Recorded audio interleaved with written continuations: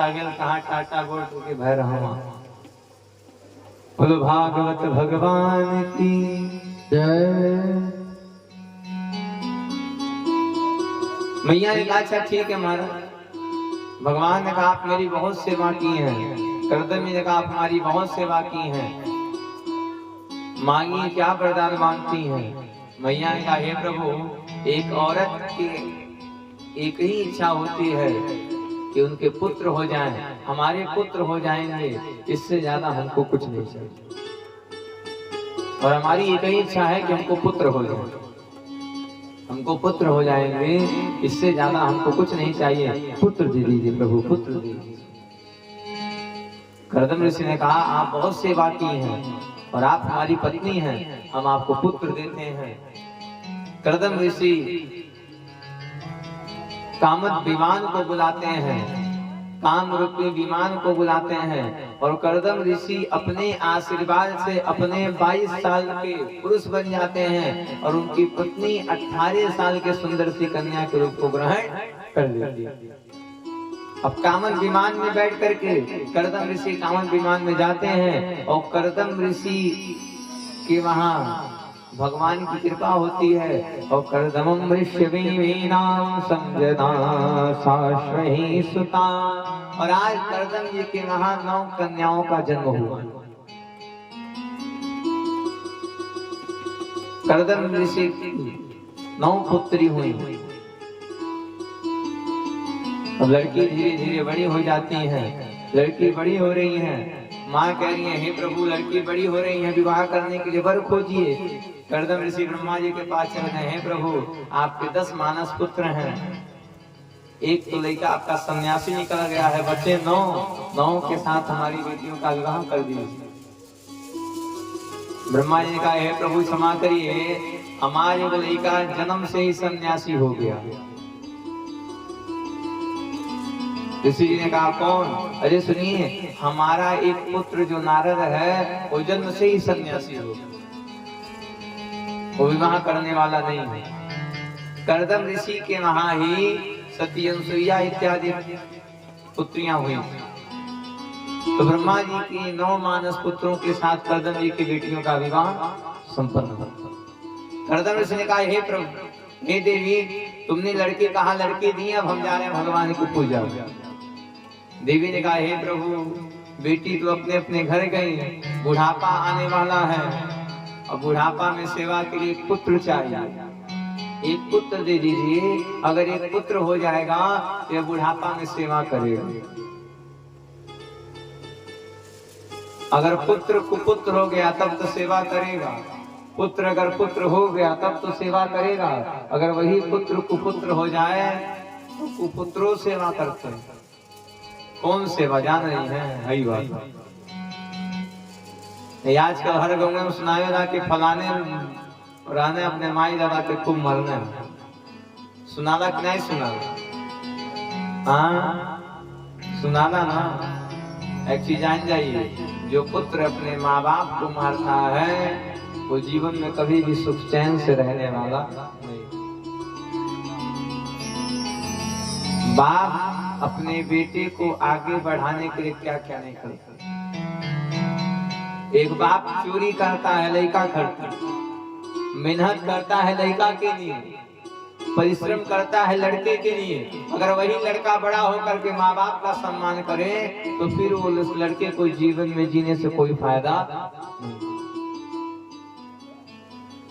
2 रोटी कमे मिल रहा है और बच्चा अगर सेवा कर रहा है, बच्चा बात मान रहा है तो समझ जाइएगा इस संसार के सबसे अमीर है और खूब पैसे के बाद लड़का शुरू से बोल नहीं रहा है, कोई सेवा नहीं है, तो मेरी माँ समझ जाइएगा कि आपसे बड़ा दुर्भाग्यशाली संसार में कोई नहीं।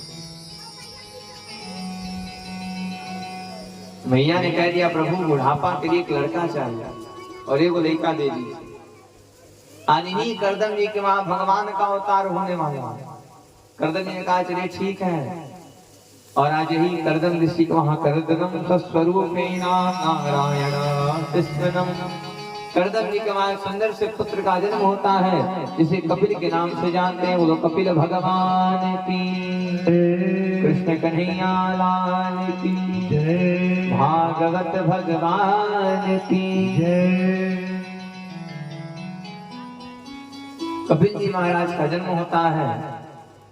करदम ऋषि ने कह दिया कि आपने पुत्र मांगा, पुत्र दिए, हम जा रहे हैं। और करदम जी पुत्र देकर के वहां से चले चले।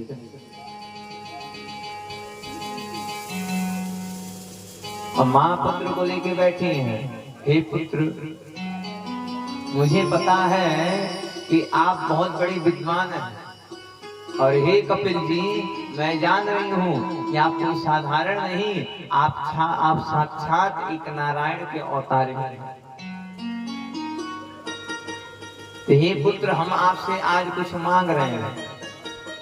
पुत्र ने कहा, मांगू माँ, क्या मांगती हूँ? भैया ने कह दिया, सुनिए, हम आपसे मांग रहे हैं, यह बताइए, अगर व्यक्ति को भगवान तक जाना हो तो क्या करना चाहिए? अगर भगवान तक जाना हो तो क्या करना चाहिए? तो आज कपिल जी महाराज अपनी माँ को शांत शास्त्र का उपदेश दे रहे हैं। शांत शास्त्र, सुनो माँ, अगर भगवान तक जाना है, अगर भगवान तक पहुंचना है, तो सबसे पहले संतों का संगत करो। अगर भगवान तक जाना है तो सबसे पहले संत का संगत करो। क्यों? क्योंकि संत ही एक ऐसे होते हैं जो मनुष्य को भगवान तक ले जाने में उनका सहायता करते हैं। आया ध्यान दीजिएगा, कपिल जी महाराज कह रहे हैं, माँ संत का संगत करिएगा, लेकिन सोच समझ के करिएगा कि संत बाबा असली वाले हैं कि नकली वाले। इंडिया में कई बाबा जेले में है। संत इंडिया में कई बाबा लोग जेले में बंद। कपिल जी कह रहे हैं कि संत का संगत करिएगा, लेकिन सोच समझ के करिएगा कि कौन संत जी असली है, कौन संत जी नकली। अच्छा, द्वार पे भिक्षा याचन करने के लिए संत लोग आते हैं ना। संत का काम क्या होता है? संत का काम है हमेशा भगवान का पूजा करना। संत का काम है अहरनिश भगवान का ध्यान करना। अभी आज भी हमारे वृंदावन अयोध्या जी में ऐसे ऐसे संत हैं जो सूर्य का दर्शन नहीं करते। कि सूरज को देखेंगे तो अंदर वासना आएगा, और वासना आएगा तो भगवान का पूजा भंग होगा। संत जी जो द्वारी आके मानते हैं, ये असली नहीं नकली वाले हैं। असली वाले तो भगवान की पूजा में मस्त हैं। असली वाले तो भगवान की पूजा में मस्त हैं। संत का मतलब होता है कि जो सध गया है वही है संत। जो जान गया है कि भगवान के सिवा हमारा इस संसार में कोई नहीं है, वही है असली साधु। और बाकी सब तो साधु के रूप में घूम रहे हैं। इसलिए कहते हैं कि जीवन में संत का संगत बड़ा जरूरी है। एक न एक संत का संगत जरूर बनाइए। एक चीज जान जाइए, अगर डॉक्टर साहब का संगत बनाएंगे तो डॉक्टर बाबू दिन भर दवाई के बारे में बताएंगे। डॉक्टरी दुकानी बैठम दिन भर दवाइये सुना, फलाने दवाई ढकाने दवाई। और कौन बनिया के दुकाने में जाएंगे तो दिन भर सुनेंगे तेल मसाला नमक चावल हल्दी नून, ये कुछ सुनेंगे। दुकनिया में बैठम ये तो सुनो। आज संत के साथ रहेंगे तब, किसी संत के साथ रहेंगे तो दिन भर भगवान की चर्चा सुनाएंगे, दिन भर भगवान की कथा सुनाएंगे। इसलिए कहते हैं हम कि संत का संगत करिए। संतन की संग लाग रे तेरी अच्छी बनेगी। संतन लाग रे तेरी अच्छी बनेगी। संतन की संग लाग रे तेरी अच्छी बनेगी। संतन के संग लाग रे तेरी अच्छी बनेगी। अच्छी बनेगी तेरी किस्मत सजेगी, अच्छी बनेगी तेरी किस्मत सजेगी। संतन के संग लाग रे तेरी अच्छी बनेगी, संतन के संग लाग रे तेरी अच्छी बनेगी। संतन के संग लाग रे तेरी अच्छी बनेगी, तेरे संग लाग रे तेरी अच्छी हो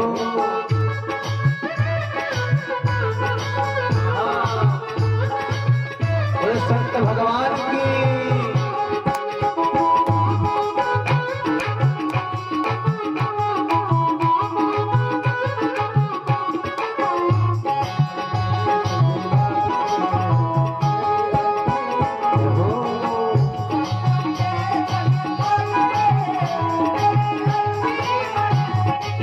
ध्यान दीजिएगा, इस संत का साथ कौन कौन किया है? ध्रुव जी भी संत का साथ दिए थे। ध्रुव जी बन गई, प्रहलाद जी की बन गई, की बन गई, प्रहलाद जी की बन गई। ध्रुव जी की बन गई, प्रहलाद जी की बन गई, ध्रुव की बन गई, प्रहलाद जी की बन गई। बनेगी सबकी आसरे, बनेगी सबकी आसरे तेरी अच्छी बनेगी, संतन के संग लाग रे तेरी अच्छी बनेगी। संतन के संग लाग रे तेरी अच्छी बनेगी, संतन के संग लाग रे तेरी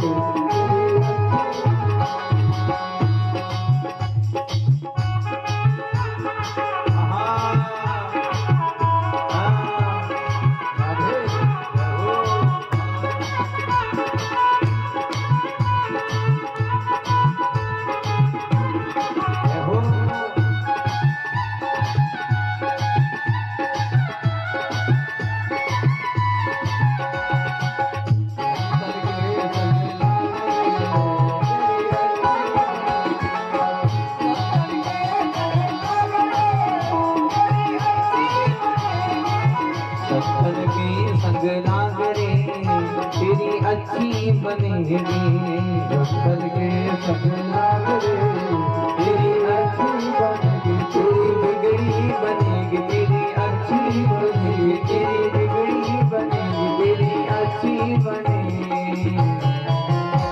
बोलो संत भगवान की जय। बाबा ने कह दिया कि संतन के संग लाग रे तेरी अच्छी बनेगी। जीवन में किसी का संग करिएगा या फिर मत करिएगा, लेकिन मेरी माँ, हाँ बाबूजी, जीवन में संत का संगत जरूर करिएगा। जीवन में वो साधु का संगत करिएगा, एक संत का संगत करिएगा जो संत आपको भगवान तक ले जाने में मेरा आपके साथ रहे। साधु रहिए तो मैं दिन भर बताइए राम राम राम, तो भले ही आप ना बोलते हो, लेकिन अगर 24 घंटा राम राम सुनेंगे तो कहेंगे चलो 10 मिनट हम बोल के देखते। और अगर दिन भर बोलबे नहीं करेंगे, दिन भर खाली आलूए गोभी के बारे में जानेंगे तो क्या बोलेंगे? तो जीवन में किसी न किसी संत का आश्रय जरूर लेना चाहिए।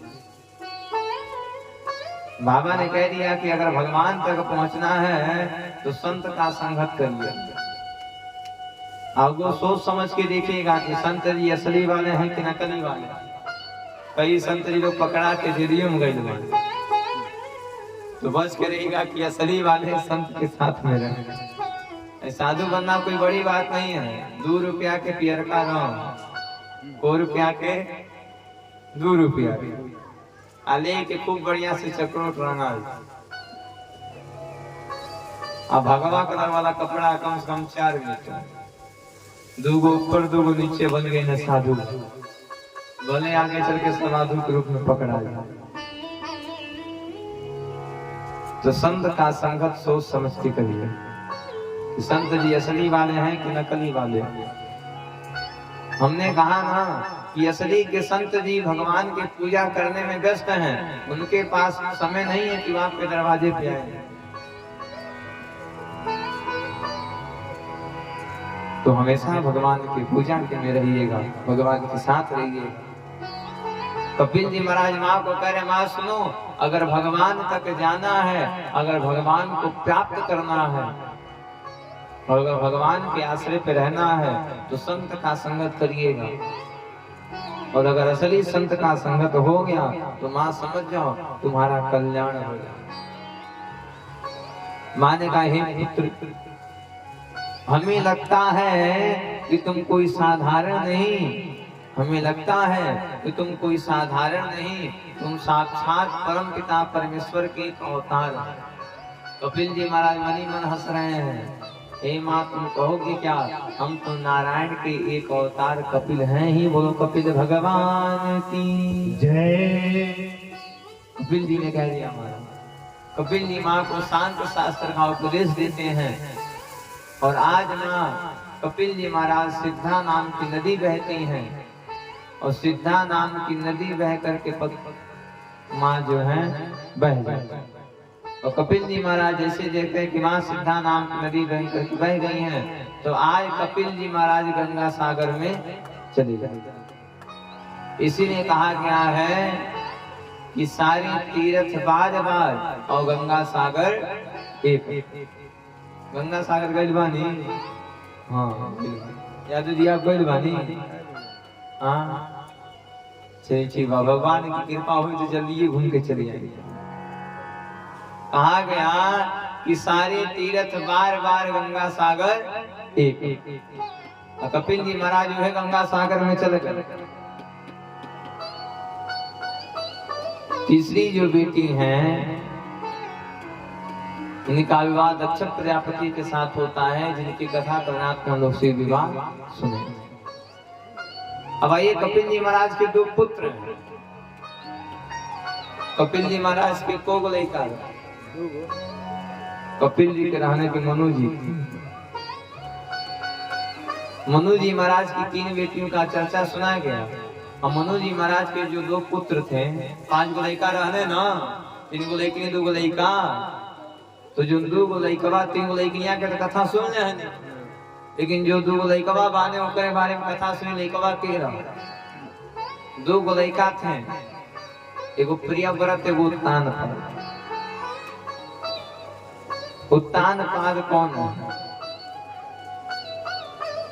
उत्तानपाद का मतलब होता है उत्तम, यानी कि ऊंचा जिसका आचरण है वही है उत्तानपाद।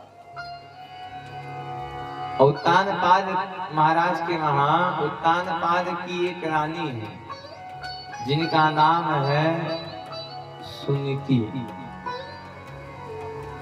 उत्तानपाद की वो रानी है जिनका नाम है सुनीति। सुनीति नाम है। कई साल बीत गया है, उत्तानपाद के वहां कोई पुत्र का जन्म नहीं, एक को लड़का नहीं है। रानी राजा से जाके कह रही है, हे पतिदेव, राज्य का संभालने के लिए वंश होना चाहिए, और कई साल बीत गया है, पुत्र नहीं हुआ है। हम आपसे प्रार्थना करते हैं, आप जाइए और जा करके दूसरा विवाह कर लीजिए। ऐ सोचिए, कोई औरत कहेगी आज के महाराज को ही। माँ ने कह दिया कि मैं जान रही हूँ कि संसार को चलाने के लिए वंश का होना जरूरी है, और कई साल से हमको पुत्र नहीं हुआ है, तो कृपा करिए और जा करके आप दूसरा विवाह कर लीजिए। माँ के कहने पर, सुनीति के कहने पर उत्तानपाद ने विचार बना लिया, हम विवाह करेंगे। और आज उत्तानपाद एक सुंदर से स्त्री के साथ विवाह करते हैं, जिसका नाम है सुरुचि। का नाम है जजमान जी? का नाम है?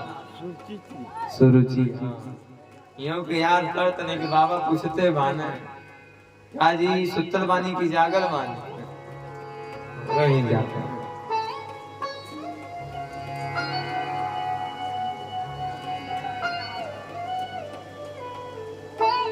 सुनीति राज्य के भलाई के लिए राजा से कही थी कि जाके विवाह करिए, लेकिन जैसे ही दूसरी की औरत आई आके लगी ताना देने और राजा को अपने बस में कर लिया।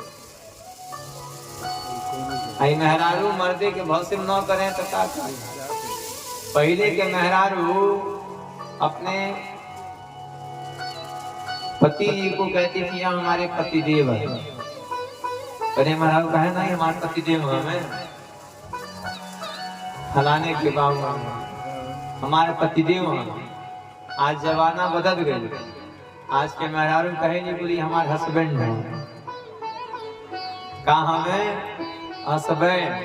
हस्बैंड के मतलब जानता नहीं, एक बार हंसिया को जहाँ पति देवता देख लाना फिर बैंड बजावा शुरू। एक बार हंसाई भाई हंस के जहाँ पति देवता हंसी में देख लाने तब से बैंड बजना शुरू हो। लोग कहते हैं के हो पहलू के हमारे हस्बैंड है। बैंड बाजा में बैंड बजेगा नहीं बजेगा, वही तरह पतियों देवता तो बैंड बाजा शुरू।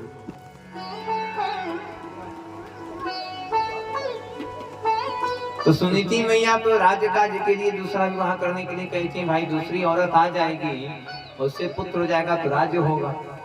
लेकिन दूसरी की औरतियां जब से आई है तब से लगी ताना देने और राजा को अपने बस में कर लिया। अब राजा से जो कहती है वही राजा करते हैं। देवी जाकर के चरण में गिर गई, हे प्रभु अरे हमने तो इसलिए दूसरा विवाह करने का आज्ञा दिया कि राज्य कार्य चलेगा।